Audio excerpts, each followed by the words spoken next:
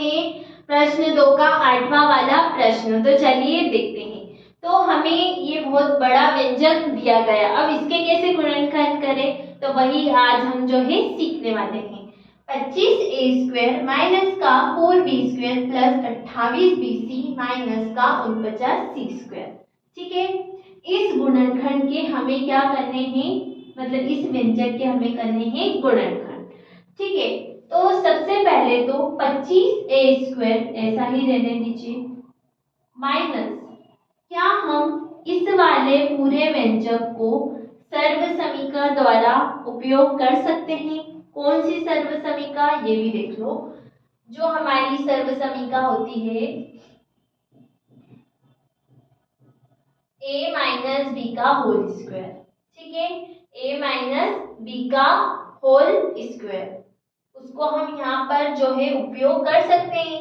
a² minus का 2ab और plus का b²। ठीक है, तो देखो इसमें से सबसे पहले तो जो माइनस है उसको हम बाहर निकाल देते हैं। ठीक है, तो यहाँ माइनस का बाहर निकाल दिया हमने, ये भी माइनस का 4 था, तो जब हमने बाहर निकाल दिया तो ये प्लस का 4 भी हो जाएगा, ये प्लस का था तो क्या हो जाएगा, माइनस का हो जाएगा, और यहाँ भी माइनस था और माइनस हमने बाहर निकाल दिया तो ये भी प्लस का हो जाएगा। आई बात समझ में? हमने क्या किया, हम सबसे पहले इस वाले व्यंजक को देखेंगे, कौन से, यहाँ से यहाँ तक के। ठीक है, अब सबसे पहले मैं क्या कर रही हूँ कि जो माइनस है मेरा उसको मैं क्या कर रहे हैं, उभयनिष्ठ ले रहे हैं या कॉमन ले रहे हैं।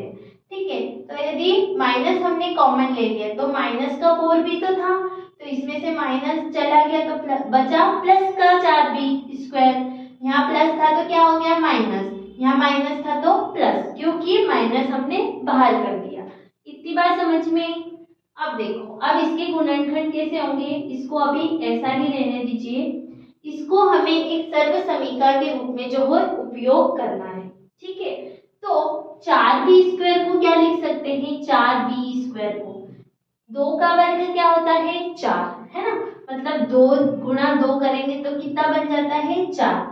तो क्या मैं 2 का स्क्वायर लिख सकती हूँ, 2 का स्क्वायर साथ में b², साथ में b², क्योंकि b² तो था, 4 को मैंने क्या लिख दिया 2 का वर्ग।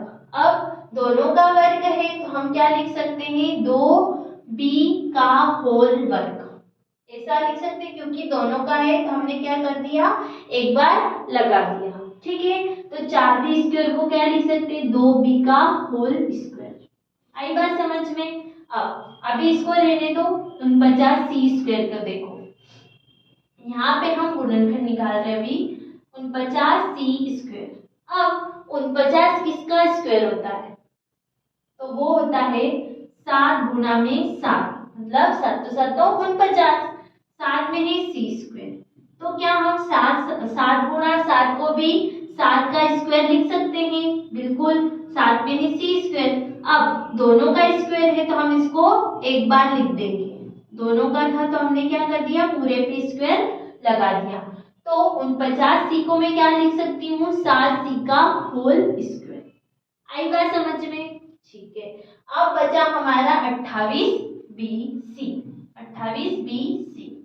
अब इसके कैसे गुणनखंड करें, तो ध्यान से देखो, यदि हम 2 गुणा में 2bc और गुणा में 7c कर दें तो क्या हमें 28 मिल जाएगा, बिल्कुल। देखो अब कैसे, 2 दूना 4, ठीक है, 4 आ गया, बचा क्या 7, तो 7 चौक 28, तो आ गया 28 के गुणनखंड क्या करें हमने, 2 गुणा में 2b प्लस 7c।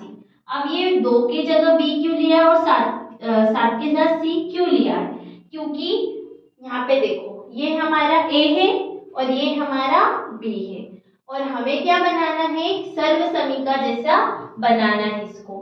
ठीक है, तो हमारे गुणनखंड कुछ इसी प्रकार हुए कि 2 गुणा में a क्या हमारा 2b और b है हमारा 7c, तो ये सब मिलकर कितना आ गया 28bc। कितना आ गया 28bc। तो मैं इसकी जगह क्या लिख सकती हूँ, 2 गुणा में 2bc, 2b गुणा में 7c। ठीक है, तो ये बन गई हमारी सर्व समीका। समझ में आ गई कि भैया a की जगह हमने 2b ले लिया और सात सी की जगह हमने मतलब b की स्क्वायर की जगह हमने क्या ले लिया 7c का होल स्क्वायर। और ये क्या होता है हमारा 2ab। अब a हमारा 2b है और b हमारा 7c है। तो ये बन गई हमारी एक सर्व समीका। कौन सी? वो मैंने ऊपर लिखी देखो, a माइनस बी का होल स्क्वायर। तो मतलब हम इस पूरे व्यंजक की जगह क्या लिख सकते हैं 2b माइनस का 7c का होल स्क्वायर लिख सकते हैं, है ना, कि a हमारा ये हो गया, b हमारा ये हो गया। तो मतलब a माइनस बी का होल स्क्वायर ये सर्व समीका बन रही है हमारी। समझ में आ गया? अब 25a स्क्वायर, तो 25 को हम कैसे लिख सकते हैं 5 गुणा में 5, ऐसे ही लिख सकते हैं 5 गुणा में 5। तो 2 बार 5 है तो 5 का भी स्क्वायर और a का भी स्क्वायर, साथ में माइनस चला दो। अब दोनों का स्क्वायर है तो हम इसको एक बार लिख देंगे ऐसे, माइनस का 2b माइनस 7c का होल स्क्वायर। आई बात समझ में? क्या किया है? अब देखो ये भी हमारी एक सर्व समीका जैसी बन गई। कौन सी? a स्क्वायर माइनस का b स्क्वायर क्या होता है a plus B, a minus B. ठीक है, तो मान लो कि a हमारा 5a है और b हमारा ये पूरा व्यंजक है, तो a square minus b square क्या हो जाएगा a plus B, a minus B. तो हम इसको भी लिख देंगे 5a माइनस का 2b और इसको चाहे ब्रैकेट में लिख दो आप 7c। ठीक है, ये पूरा एक ब्रैकेट बन जाएगा और साथ में क्या आ जाएगा, ये माइनस हुआ तो अब एक बार प्लस में लिख देंगे 5a प्लस का 2b माइनस का 7c। ठीक है, ये हमने लिख दिया। कि क्यों लिखा? क्योंकि हमारी ये सर्व समीका होती है, उसी के साथ हमने इसको क्या किया है तुलना की है। अब देखो इसको और कैसे कर सकते हैं, इस माइनस को हम अंदर भेज सकते हैं तो जिससे हमारे ये वाले ब्रैकेट हट जाएंगे। तो देखो क्या हो जाएगा 5 है, जब माइनस के अंदर गुणा करेंगे तो माइनस प्लस माइनस का 2b, ये माइनस कितना हो जाएगा माइनस माइनस प्लस का 7c। तो ये आ गया हमारे एक ब्रैकेट में।